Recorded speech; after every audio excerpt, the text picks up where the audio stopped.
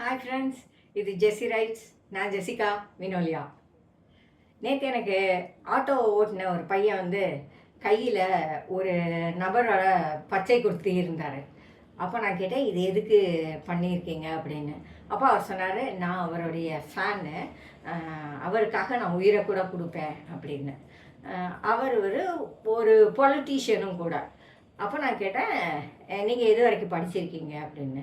+2 drop out அப்படின்னு. நீங்கள் ஏன் மேலே படிக்கலை அப்படின்னு. அதெல்லாம் போதும் மேடம், எனக்கு ஒரு ஆட்டோ வாங்கிட்டா நான் இதை வச்சு பொழைச்சிக்குவேன் அப்படின்னு சொன்னார். உங்கள் ஃப்ரெண்ட்ஸ் எல்லாம் என்ன பண்ணுறாங்க அப்படின்னு கேட்டேன். அவருக்கு அவர் கூட படித்தவங்கள ஒரு 4-5 பேர் மேலே படித்து நல்லா வேலைக்கு போயிட்டாங்க. இவர் கூட இன்னும் 3 பேர் இருக்கிறாங்க. இதே மாதிரி இந்த தலைவரோட ரசிகர்களாக, இந்த கட்சியோடைய அபிமானிகளாக இருக்கிறாங்க. அவங்க எல்லாரும் என்ன பண்ணுறாங்கன்னா, எல்லாருமே ஆட்டோ ஓட்டுறாங்க, இல்லைன்னா வேலை செய்யாமல் இருக்காங்க, அப்படி ஏதோ அப்போ நான் கேட்டேன், இவங்களை நம்பி நீங்கள் உங்கள் லைஃப்பை வீணாக்கிக்கிறீங்கன்னு உங்களுக்கு புரியலையா அப்படின்னு. அவருக்கு என் மேலே கோவம் வந்துருச்சு. அவரை பற்றி நீங்கள் எப்படி தப்பாக பேசுவீங்க அப்படின்னு. நான் அவரை தப்பாக பேசலப்பா, உன்னுடைய லைஃப்பை பற்றி நீ கவலைப்பட்டியா? எத்தனை காலத்துக்கு நீ ஆட்டோவே ஓட்ட முடியும்னு நினைக்கிற அப்படின்னு சில கேள்விகளை நான் கேட்டேன். அதை அவர் ஏற்றுக்கலை. இப்போது இது ஒரு பெரிய பிரச்சனை. நிறைய இளைஞர்கள் தங்களுடைய எதிர்காலத்தை பற்றி கவலைப்படாமல் யாரோ ஒரு அரசியல் தலைவர் அல்லது யாரோ ஒரு சினிமா நடிகர் பின்னாடி போகிற ஒரு பிரச்சனை சமீப காலமாக ரொம்ப ஜாஸ்தியாக இருக்குது. ஆக்சுவலாக இது முந்தியிலேருந்தே இருக்கிற பிரச்சனை தான்.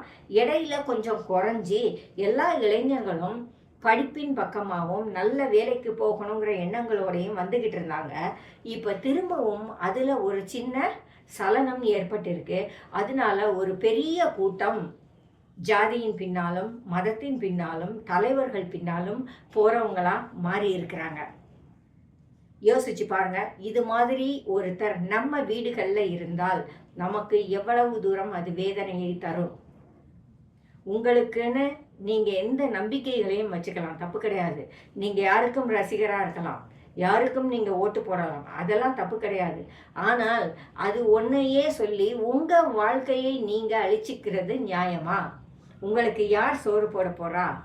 உங்கள் குடும்பத்தை யார் பார்க்க போகிறா?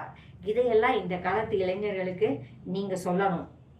குறிப்பாக பள்ளிக்கூட படிப்பை விட, வேலைக்கு போகிறதை விட இது மாதிரி ரசிகராக இருக்கிறதும் ஒரு தலைவர் பின்னாடி போகிறதும் நல்லது, அதுதான் எனக்கு வரும்னு சொல்கிற இளைஞர்கள்கிட்ட தயவு செஞ்சு பெரியவங்க பேசுங்க.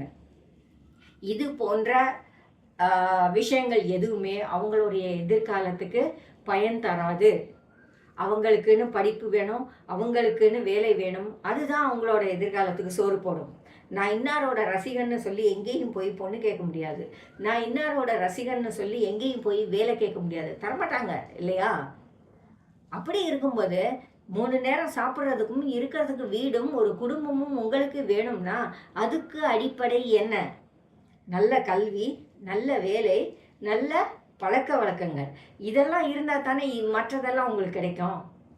யாரோ ஒரு தலைவரை நம்பி உங்களோட இளமை காலம் முழுசையுமே அடகு வைக்கும்போது ஒரு காலத்தில் நீங்கள் மனசு மாறுவீங்க. ஐயோ நம்ம தப்பு பண்ணிட்டோம், இதுக்குள்ளே போயிருக்கக்கூடாதுன்னு நீங்கள் மனசு மாறி வருவீங்க.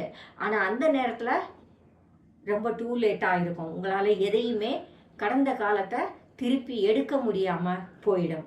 ஆகையினால இளைஞர்கள் கண்டிப்பாக இதை நினைவில் வச்சுக்கோங்க. உங்கள் எதிர்காலம் உங்களால் எழுதப்படுகிறது. நீங்கள் நம்புகிற, நீங்கள் பின்தொடர்கிற எந்த ஒரு பெரிய ஆளாலையும் எழுதப்படலை. உங்களுடைய அரசியல் சார்பு தப்பில்லை, ஆனால் அது உங்கள் வாழ்க்கையே கெடுக்கிறதா இருக்கக்கூடாது. நீங்கள் யாருக்கோ ரசிகனாக இருக்கிறது தப்பில்லை, ஆனால் அது உங்களுடைய அன்றாட வாழ்க்கைக்கு தேவையான எதையும் சம்பாதிக்க முடியாதபடி உங்களை முடக்கி போடக்கூடாது. அதில் எப்போவுமே தெளிவாக இருங்க. சில சமயங்களில் திரைப்படங்கள் வரும்போது ஃபஸ்ட் டே ஃபஸ்ட் ஷோன்னு சொல்லி ஒரு பெரிய கூட்டம் போகுது. அவங்கெல்லாம் போடுற ஆட்டங்களையும் கலாட்டாக்களையும் பார்க்கும்போது ரொம்ப கவலையாக இருக்குது. அவங்க எல்லாருமே ஓரளவுக்கு படித்தவங்க அந்த மாதிரி இல்லை, ஆனால் அதிகம் படிக்காம படிப்பை தொடர முடியாத நிலைமைகளிலே இருக்கிற குடும்பங்கள்ல இருந்தா இது மாதிரி இளைஞர்கள் நிறைய பேர் வராங்க.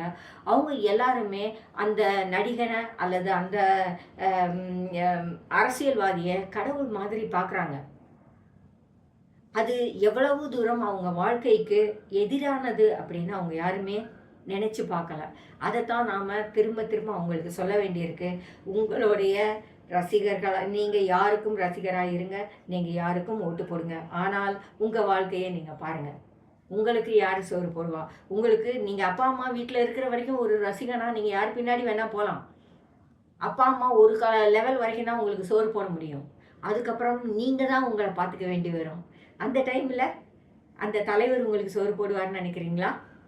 அந்த நடிகர் உங்களுக்கு சோறு போடுவார்ன்னு நினைக்கிறீங்களா? இல்ல, இல்லையா? உங்களுக்கு வேண்டிய ஒவ்வொரு காசையும் நீங்க தான் சம்பாதிச்சு எடுக்கணும். அப்படின்னா உங்களுக்கு கல்வி முக்கியம், வேலை முக்கியம். அத மறந்துடாதீங்க.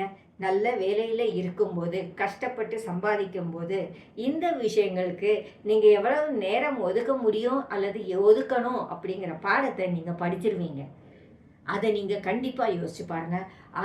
அதை நீங்க யோசிக்காத வரைக்கும் யாராவது ஒரு தலைவர் பின்னாலேயோ அல்லது யாராவது ஒரு நடிகர் பின்னாலேயோ நீங்க போய்க்கிட்டே இருப்பீங்க. உங்க வாழ்க்கை உங்க கையை விட்டு போகுதுங்கிறத நீங்க கவனிக்காமலே போயிடுவீங்க. நீங்க உங்களுக்கும் பிரயோஜனமா இருக்க மாட்டீங்க. உங்க குடும்பத்துக்கும் பிரயோஜனமா இருக்க மாட்டீங்க. அத நல்லா ஞாபகம் வச்சுக்கோங்க. ஜெசி ரைட்ஸ்.